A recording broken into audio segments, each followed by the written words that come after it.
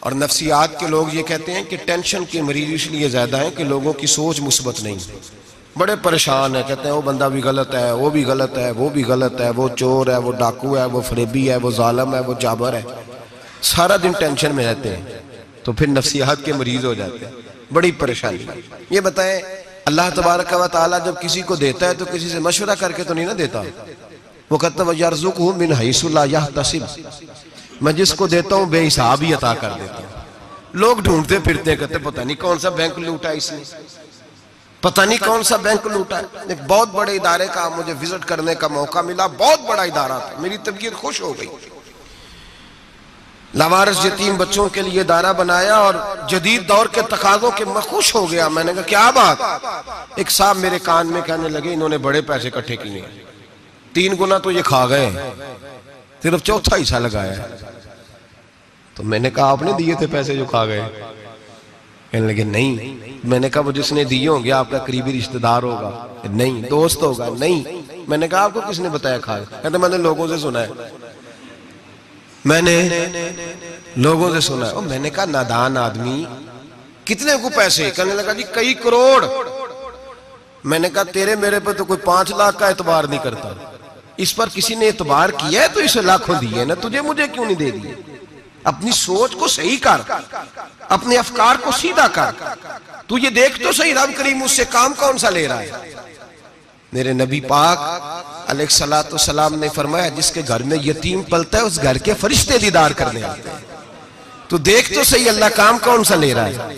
یتیم اور لاوارث جس کے گھر میں پڑھ رہے ہیں تو اسے معمولی آدمی سمجھ رہا ہے۔ لوگ 1 منٹ لگاتے ہیں، بدگمانی کرتے ہیں، بری سوچ رکھتے ہیں، کبھی قطعاً ایسی کوئی بات اپنے ذہن کے اندر نہ لائے۔ اور ویسے بھی حساب لینے کی ڈیوٹی اللہ تعالیٰ کی ہے، ہماری نہیں ہے۔ تو جو جس کا کام ہے وہ بہت خوب جانتا ہے کرنے کو، وہ بڑا بہترین کارساز ہے، بڑی باریکی سے جانتا ہے۔ یاد رکھیں بدگمانی نہیں کریں، بری سوچ پیدا نہ کریں، اپنے آپ کو تباہ نہ کریں، اپنے آپ کو بھٹکائیں نہیں، اچھا سوچیں۔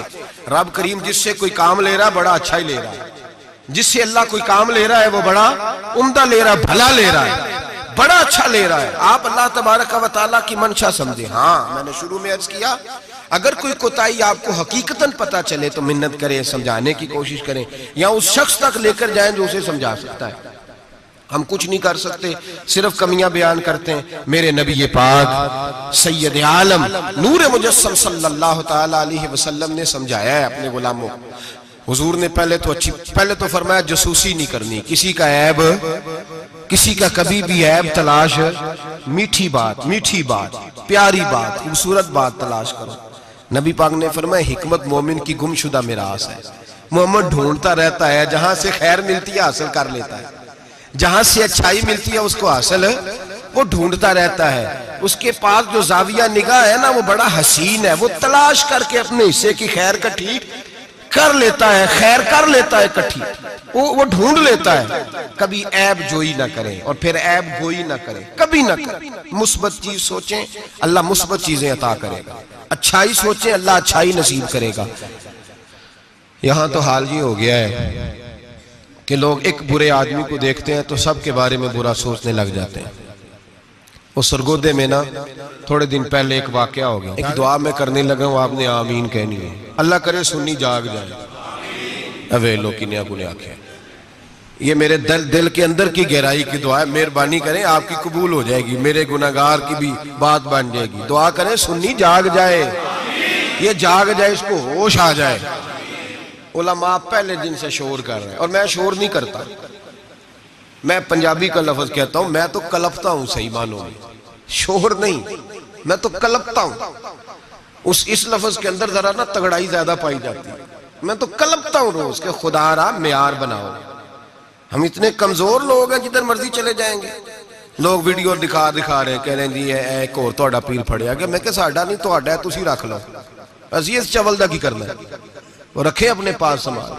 1 منٹ میں آپ، اللہ تبارک و تعالیٰ نے مجھے بڑا وقت ہو گیا یہاں آپ کے ساتھ گفتگو کرتے، میرا نہیں خیال کہ کبھی ہم نے لچک دی ہو، دوسروں نے کیا تنقید کرنی ہے، ہم سب سے زیادہ ایسے لوگوں پہ تنقید کرتے ہیں۔ اب میرا سوال ہے، شرابی کے پاس کون جا کے بیٹھتا ہے؟ متقی آدمی۔ بولے نشئی کے پاس کون جاتا ہے؟ جواریے کے پاس کون جاتا ہے؟ او بھائی ان آستانوں اور درباروں پہ وہ لوگ جاتے ہیں جو خود نفسیاتی طور پہ ٹھیک نہیں، خود نفسیاتی طور پہ ٹھیک نہیں. تو ایسے نہ الزام لگا دیں کہ وہ فلاں بندہ تھا تو بڑا ظلم ہوا ان لوگوں کے ساتھ، زیادتی ہوئی، مومن جس نے قتل کیا وہ جہنم میں جائے گا. من قتل مومنا متعمدا فجزاؤہ جہنم، اللہ فرماتے ہیں جان بوجھ کے مومن کو قتل کرنے والے کی سزا جہنم ہے اور ہمیشہ اس میں رہے گا.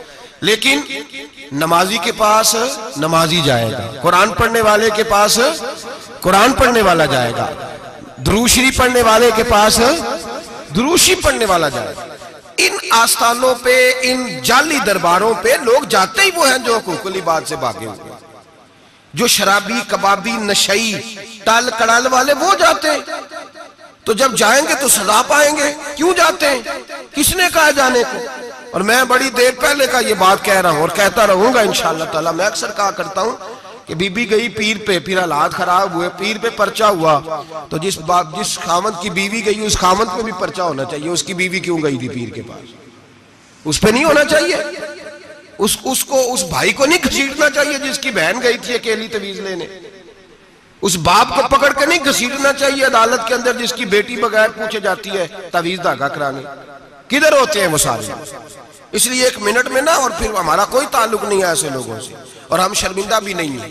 ہم بڑے دلیری کے ساتھ کہتے ہیں الحمدللہ تبارک و تعالی ہمارا دور دور تک ہماری جماعت کا ان سے کوئی تعلق نہیں. ہماری جماعت کا تعلق پیر میر علی شاہ صاحب کے ساتھ ہے. ہماری جماعت کا تعلق امیر ملت پیر جماعت علی شاہ محدث علی پوری کے ساتھ ہے. 104 سال کا بابا ہو پھر بھی مسواک کر کے کھڑا ہو کے نماز پڑھے اور 4 سنتیں ادا کرے، اور لوگ کہیں کہ پیر صاحب بیٹھ کے پڑھ لے، اتنے بوڑھے ہو گئے. تو آپ فرمانے لگے میں بوڑھا ہوا ہوں، عشق تو بوڑھا نہیں نہ ہوا، میں اپنے رسول کی ہر ادا پہ عمل کر کے دکھاؤں گا. ان لوگوں کے ساتھ ہمارا تعلق ہے. ایسی فٹافٹ اٹھ کے بات، ہمارا تعلق اعلیٰ حضرت فاضل بریلوی کے ساتھ ہے. اعلیٰ حضرت فاضل بریلوی رحمت، ایک پیر صاحب نے دعوت دی، پیلی بھیت کے پیر صاحب تھے، دعوت دی. ان کے جلسے میں عرس پہ اعلیٰ حضرت گئے، اور جب میرے امام پہنچے تو بے پردہ بیویاں سامنے بیٹھی تھی. میرا موضوع نہیں تھا لیکن بات ہو رہی تھی، سوال پوچھا جا رہا تھا تو وضاحت ضروری سمجھ رہا ہوں. بے پردہ بیویاں سامنے بیٹھی تھی، اور وہ بزرگ سید بھی کہلاتے تھے. اعلیٰ حضرت رحمت اللہ علیہ واپس پلٹے، واپس بھرے مجمع میں اٹھ کے آ گئے. دوڑا آیا، لوگ بھی تھے، کہنے لگے حضور آپ امام ہیں، بزرگ ہیں ہمارے، آپ کا رویہ نرم ہونا چاہیے، تھوڑا خیال کریں، کوئی غلطی ہے تو سمجھائیں، آپ جا رہے ہیں، کوئی غلطی ہے تو سمجھائیں، رویہ نرم ہونا چاہیے، سمجھا دیں، آپ اٹھ کے جا رہے ہیں. آپ فرمانے لگے جو رسول اللہ کی شریعت کا لحاظ نہ کرے اس کے ساتھ نرم رویہ نہیں رکھنا چاہیے. نرم رویہ نہیں رکھنا. فرمایا اگر آپ سید نہ کہلاتے ہوتے تو پھر میں کھڑے ہو کے بات کرتا. نرمی صرف اس لیے کی ہے کہ تیری نسل پاک میں ہے بچہ بچہ نور کا. لیکن وہ شاہ بھی کوئی قیمتی بزرگ تھے، سید صاحب بھی، اور کہنے لگے حضور بھی میری طرف دیکھیں، بڑے مجمع میں کہتا ہوں مجھ سے غلطی ہوگی، آئندہ نہیں کروں گا. اور پھر میرے امام کی شان دیکھیں، جب شاہ صاحب نے بڑے مجمع میں کہا غلطی ہو گئی آئندہ نہیں کروں گا، تو لوگوں نے دیکھا کہ کروڑوں سنیوں کا تنہا امام زمین پہ جھک گئے اور سید کے پیر چومنے شروع کر دیے. فرمانے لگے اگر آپ غلطی مانتے ہیں تو میں بھی رسول اللہ کی اولاد کا نوکر ہوں. تو میرے بھائی یاد رکھیں، ایسے ہی تھوڑا آ جائے. ہم کوئی ایسے گرے پڑے لوگ نہیں جس مرضی آدمی کو اٹھ کے ماننا شروع کر دے. ہماری عقیدت بڑی غیرت مند ہے، ہمارے نظریات بڑے پختہ ہیں، اور ایک منٹ کے لیے بھی ہمیں کوئی شرمندگی نہیں. پھاڑ کے ادھر پھینکتے. ہم کیا سمجھتے ہیں کسی کے درجنوں مرید ہوں یا لاکھوں مرید ہوں، ہمارے لیے کسوٹی رسول اللہ کی شریعت ہے، نبی پاک کا دین معیار ہے. اور میں ایک بات درجنوں دفعہ بیان کیا، پھر دہراتا ہوں. داتا گنج بخش علی اجویری رحمت اللہ علیہ 1000 سال پہلے کشف المعجوب میں لکھ کے گئے حضرت باعزید بستامی کا قول.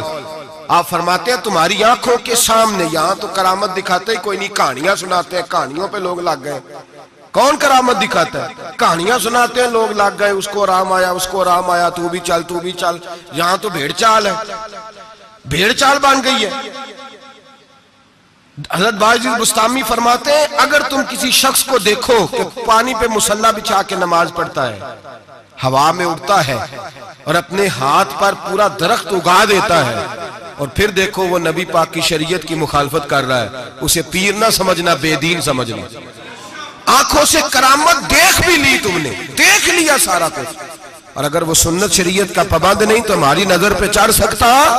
ہماری نظر میں مجھے ایک صاحب کہنے لگے حضرت صاحب تو آڈے تے مرید داڑیاں ناپ دے پھر دینے، اور فلاں صاحب جو تھے ان کی داڑھی چھوٹی تھی تو کہنے لگے میں نے نماز نہیں پڑھنی۔ میں نے کہا یہ تنقید نہیں، یہ ہمارا کمال ہے، کمال ہے، کسی کی جیب توڑی نہ ٹٹولتے نظر آئے تمہیں، کسی شخص پر اس طرح کی اگر داڑھی کی بات کی ہے تو پھر یہ ہماری سوچ اور ہماری فکر ہے کہ ہماری نظر اگر جا کے کھڑی ہوتی ہے تو رسول اللہ کی سنت پہ کھڑی ہوتی ہے، نبی پاک کی شریعت پہ کھڑی ہوتی ہے، اس لیے ہم گنجائش نہیں دیتے، ہمیں کو خشک سمجھ لے یا ڈاڈا سمجھ لے، ہمارے لیے معیار رسول اللہ کا دین ہے، تو ہم صرف اس شخص کو مجرم نہیں سمجھتے، جانے والوں کو بھی مجرم سمجھتے ہیں۔ ایک صاحب مجھے آج صبح کہہ رہے تھے جی یہ لوگوں کو پھانس کہتے لیتے ہیں، تو میں نے کہا جس طرح تمہارے سیاستدان تمہیں پھانس لیتے ہیں، تمہیں پتہ نہیں سارے کس طرح کے ہیں، پھنستے ہو کہ نہیں؟ پھنس جاتے ہو نا؟ تو میں نے کہا پھنسانے کا کیا ہے، یہاں تو لوگوں نے جال پھینکا ہوا ہے، جس کے جو قابو آ رہا ہے وہ کام نہیں کر رہا، چپ کر گیا۔ تو میں نے کہا یہ فٹافٹ بات تم نے پھیر دی ہے نا، درجنوں لوگ کہتے ہیں نا غلط ہے، لیکن تم چھوڑنے کو تیار نہیں ہوتے، تو بھائی اسی طرح لوگ پھنس جاتے ہیں، وہاں بھی باتوں میں ہی آتے ہیں، جہاں سیاستدانوں کی باتوں میں آ گئے، چوروں بڈیروں ظالموں کی باتوں میں آ گئے۔ تو یہ جملہ اور یہ تھوڑی سی بات کہنی بڑی ضروری تھی، اس کو یاد رکھیں، ہمارا ایسے لوگوں کے ساتھ قطعی طور پر کوئی تعلق نہیں ہے، اور میں نے بڑی دفعہ کہا ہے قادری پیر ہو سکتا ہے، چشتی پیر ہو سکتا ہے، نقشبندی پیر ہو سکتا ہے، نوشائی پیر ہو سکتا ہے، نشئی پیر نہیں ہو سکتا، نشئی پیر سوال ہی نہیں پیدا ہوتا، ہو ہی نہیں سکتا۔ تو ایسے ہی ہم تو پھوک بھی نہیں مرواتے، سوال ہی نہیں۔ مالک قبلہ حاجی صاحب رحمت اللہ تعالیٰ علیہ سے ایک شخص نے کہا میں دم کرانے جا رہا ہوں، لیکن اس میں ساری خوبیاں، داڑھی چھوٹی ہے، فرمانے لگے نہیں دم بھی نہیں کرانا اسے، تو پھوک نہیں مرواتے، اتنے پابند ہیں، کچھ بھی ہو جائے۔ اس لیے نظریات کو سمجھیں، افکار کے مطابق چلیں، اور ہمیں کوئی شرمندگی نہیں، اس لیے کہ ہمارا اس شخص سے کوئی تعلق ہے ہی نہیں، اس جماعت کا دور دور تک کوئی تعلق نہیں، جس کو بڑا شوق ہے وہ اپنے پاس لے جائے، اپنے پاس رکھ لے، ہمارا کوئی تعلق نہیں۔ بہرحال سوچ اچھی، فکر اچھا، اور اس بدگمانی میں اولیاء اللہ سے بدگمان نہیں ہو جانا چاہیے، اس بدگمانی میں اللہ کے بندوں سے بدگمان، دو گناہ ایسے ہیں شریعت میں، صرف دو گناہ جن کے بارے میں فرمایا اگر تم وہ باقی کا تمہیں عذاب ملے گا، جہنم ملے گی، یہ ہوگا۔ دو گناہ ایسے ہیں جن کے بارے میں فرمایا تم سے اللہ جنگ کرے گا، اگر یہ گناہ کرو گے تو اللہ تم سے، بول کے بتائیے، اللہ تم سے جنگ کرے گا، جنگ کرے گا اللہ۔ کون سے؟ ایک فرمایا جس نے سود نہ چھوڑا، فَأْذَنُوا بِحَرْبٍ مِّنَ اللَّهِ وَرَسُولِهِ، اللہ رسول اس سے جنگ کریں گے، جنگ ہوگی کھلے عام۔ اگر تو سود نہیں چھوڑتا تو تیاری کر لے، اللہ اور اس کا رسول جنگ کریں گے، سکون کیسے ہو سکتا ہے؟ تیری جنگ لگی ہوئی اللہ رسول کے ساتھ۔ اور دوسرا فرمایا من عاد لی ولیًا فقد آذنتہ بالحرب، سید حدیث ہے، نبی پاک نے فرمایا، رب فرماتا ہے جس نے میرے کسی ولی سے دشمنی کی، جس نے میرے کسی ولی سے دشمنی کی، اللہ فرماتے ہیں میرا اس کے خلاف اعلان جنگ ہے، میں جنگ کروں گا، میرا ولی اور تو دشمنی کر جائے۔